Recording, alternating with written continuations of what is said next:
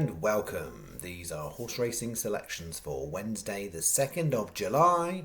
I am flatcapcallum and I'm hoping you are all very, very well. Alright, new week, new month, same strategy. That's what we've got. New week, new month, same strategy. Nothing changes. We keep trying. We've had a terrible run, as everybody will know. June was an absolute arse. Finished down 127 quid for June. There were 5 worst months I've had on the channel statistically in terms of amount of money, and 1 worse month in terms of actual percentage ROI return loss. All in all, it was a crap month. And that was despite a couple of interesting landed bets, but there was a lot of just crap. So that was June. That followed on a not very good May. So we're not in a great shakes, not in great shape for the channel for the year. We are behind 170 quid. This point last year, we're even worse than that. In the second half of last year, we did win more than 170 quid. I couldn't quite reverse last year. And we managed to do that, but we did manage to make profit in the second half last year without really having any sort of particularly zingy bets. It just was a bit of scrapping, really. There was one particularly good week, I think, in September, but it was a bit of scrapping. So we're massively due to hit something quite decent on the channel from a maths point of view. Every which way I look at it, I know Stephen will probably be following on, and he's got an even greater grasp of my bell curve for the channel. But I am due/overdue for something decent. I cannot promise you that it will happen. I cannot tell you when it will happen. I'm just telling you the maths say I am due to hit something on the channel. Let's see if July can be kind, because nobody, well, people who don't like the channel, but most people don't want me to be going 3 months back-to-back losses, all right? But yeah, in a crisis, you don't suddenly switch and do a 360 and change the strategy entirely and go against whatever you've just said. You can take a break, you can have a rest. I've not been doing stuff for 3 days on the channel. I'm likely to be only doing 2 days this week, and then it'll be a 5-day break. That is sort of planned. So, take yourself mental rests from these things and go and reset and have a look at things. But you don't just go and suddenly just switch and go, it's not working, I'll try something different. Because what I'm doing is tested over many, many years. All right, so there's your preamble. We'll do the review of Sunday. Is it Sunday? I think it's Sunday. I think I did play Sunday. Review of Sunday. Didn't play Monday, Tuesday. Literally didn't even look at the horses in terms of having any bets on Tuesday. Saw the results. Saw that 125 to 1 shot winning in Ireland in a listed race. I mean, I wouldn't have picked it. Profile wise, to me, it looked like it would be running down the field in that race and be competitive at Galway. That's how I would have read that form. That being said, 125 didn't represent the chance of the horse. So I know people will make a big thing and go, it's 125 in this listed race. How's that done? Stable switch. You actually look at that stable, not that stable, but the horse. They tried to do it last year, ran it in a race, that same race at Roscommon, didn't do anything, and then went on and ran nicely at Galway. So 100% that looked like the plan. So I don't know whether that's a surprise to the yard or not, but well done to Ross O'Sullivan for having 125 to win a list race. Anyway, I didn't bet on Tuesday and I didn't play on the channel. I did play Sunday. We didn't make a profit. It was close-ish. Stayed on but not close enough. I think it was 6th. We needed top 4.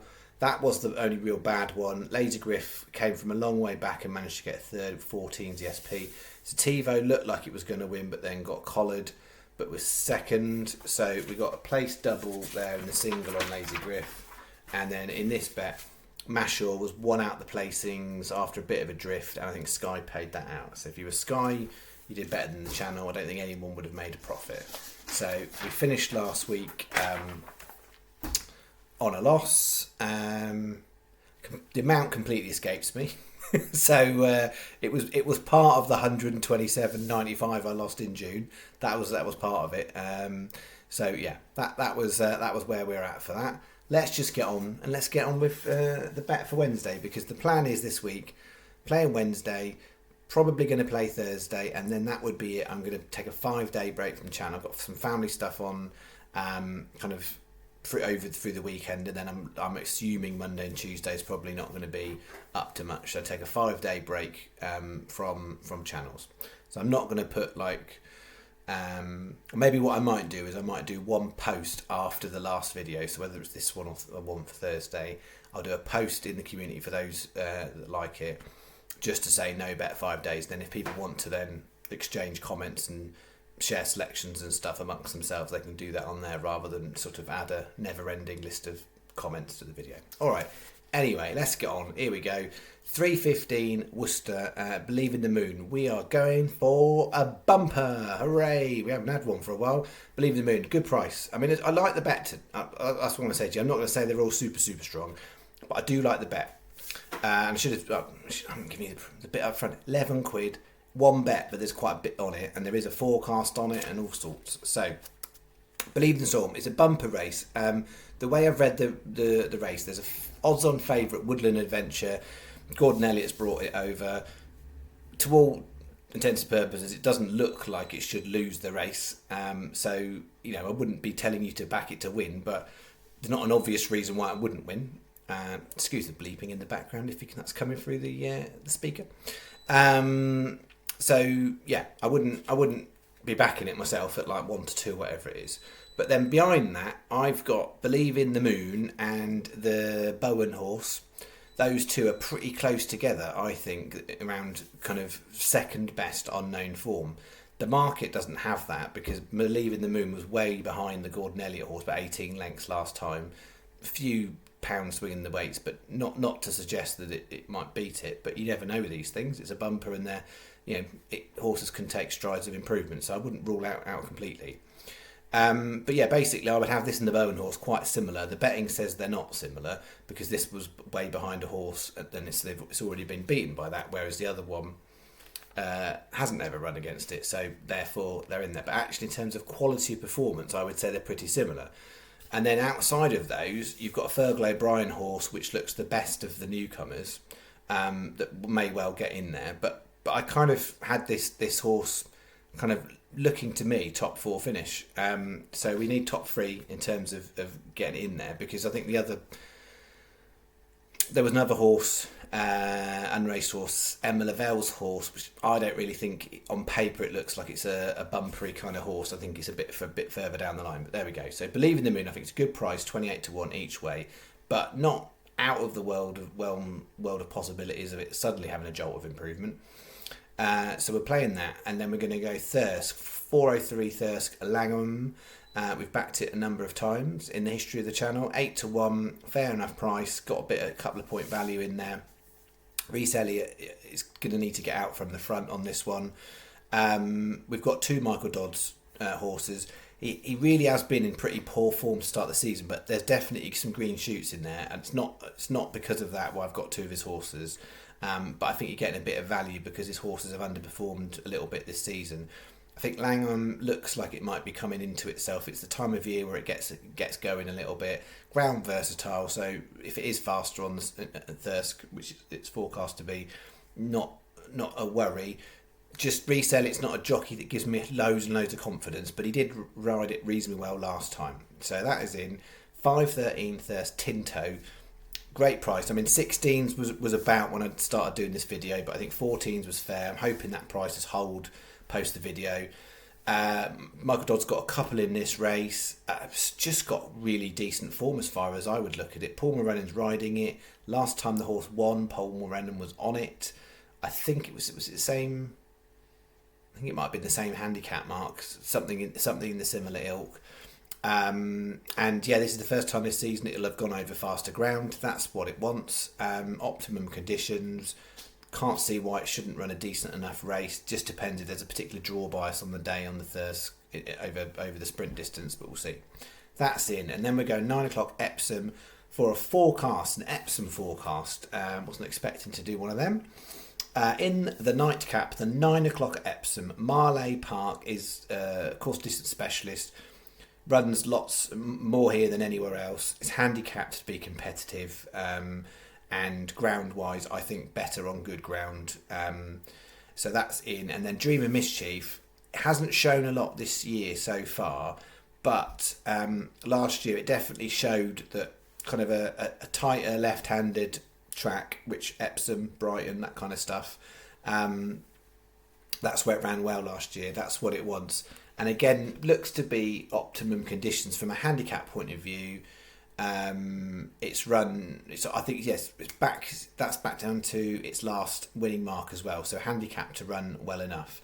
So that's the bet. So Believe in the Moon 28s, Langham 8s, Tinto 14s, Marlow Park 10s, Dream of Mischief 16s. So the play for the channel: 2 times 12p each way Yankees. So that's the Yankee with the first 3 and Marlow Park, and the first 3 in Dream of Mischief. 2 separate Yankees for the channel. That's how I'm playing it. We've got a 36p each way double. This rounds the multiples basically up to £6. 36p each way double. Believe in the Moon and Tinto, which I think are the best 2 valued. So there's an extra each way double on those 2. We're playing the 50p reverse forecast at Epsom. We've had some good recent performances, particularly at Windsor on a Saturday. Let's see if Wednesday at Epsom can do anything for the forecast well. But please bear in mind, as I've said before, we are way ahead of expectations with the forecast returns. Unlike most bets I'm playing at the moment, the forecast ones we're actually well ahead on. And then we're going to do singles on everything except Langham. So 50p each way singles on everything else. We'll leave Langham only 8 to 1, so no single on that one at all. So 50p each way is in the other. All bookies are 3. All bookies are 3. Most bookies are 4, but maybe have a little watch around. And all bookies are 3. So there isn't really any extra advantage, but just make sure that 5.13 you're getting 4 places. I think it's 13 runner, but there isn't any other standout place term bookie. So yeah, you've kind of got your feel. So have a look for the prices. All right. So I think that's me. I said I think I'll have a look for Thursday. Probably more. So Newbury and Kempton are probably more likely where I'll play. And then that will be my offering to start the week. So there won't be any bets from me Friday, Saturday, Sunday, Monday, Tuesday. Unless Monday, Tuesday, miraculously something changed. Well, I don't think it will. But yeah, so that'll be 5 days. And as I said, if I'm doing a video for tomorrow night, after the races have done, I'll put a post, a no-bet post. If anybody wants to put their selections up over the weekend, you can reply to that to do that. All right, that is me. I hope you have managed to weather the hot weather if you're living in the southeast of England. If you've been in Scotland, you probably got rained on. So you don't even know what we're talking about. Heat wave. I mean, I wouldn't have fancied being at Chelmsford on Tuesday night. That looked very, very hot. All right, anyway, I'll stop the ramble. But, you've only got like 2 videos this week, so I wanted to, give you your money's worth, guys. So, you're all paying quite a hefty subscription fee to be watching this. All right, see you on the next one. Thank you very much. Bye-bye.